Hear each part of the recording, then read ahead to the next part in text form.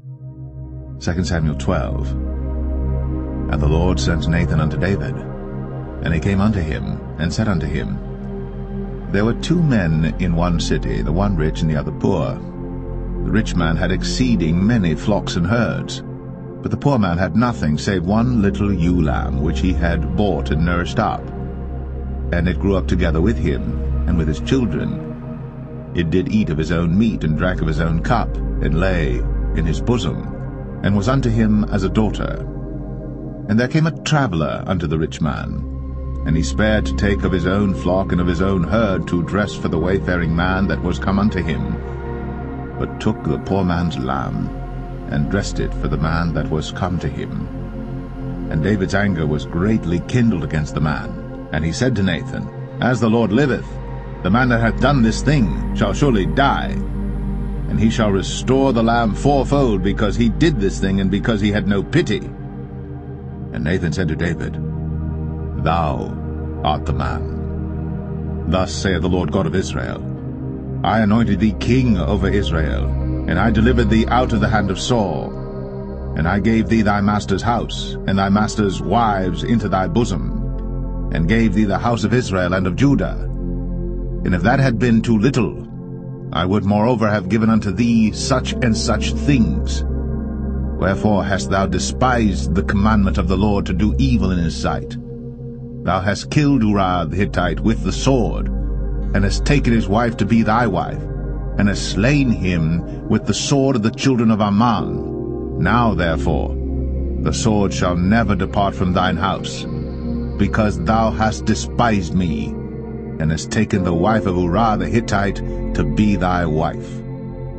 Thus saith the Lord, Behold, I will raise up evil against thee out of thine own house, and I will take thy wives before thine eyes, and give them unto thy neighbor, and he shall lie with thy wives in the sight of this sun.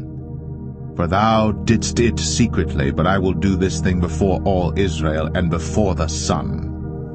And David said unto Nathan, I have sinned against the Lord.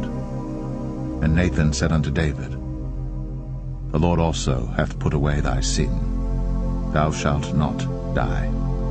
Howbeit, because by this deed thou hast given great occasion to the enemies of the Lord to blaspheme, the child also that is born unto thee shall surely die.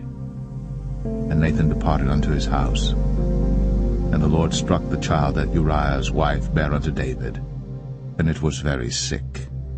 David therefore besought God for the child. And David fasted and went in, and lay all night upon the earth. And the elders of his house arose and went to him, to raise him up from the earth.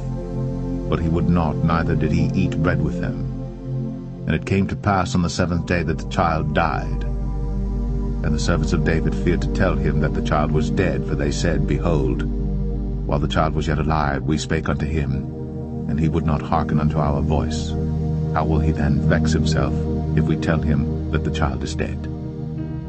But when David saw that his servants whispered, David perceived that the child was dead. Therefore David said unto his servants, Is the child dead? And they said, He is dead. Then David arose from the earth, and washed, and anointed himself, and changed his apparel, and came into the house of the Lord, and worshipped. Then he came to his own house, and when he required, they set bread before him, and he did eat.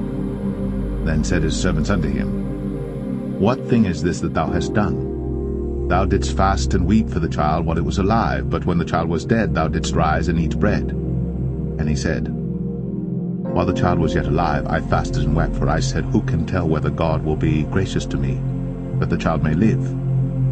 But now he is dead. Wherefore should I fast? Can I bring him back again? I shall go to him, but he shall not return to me.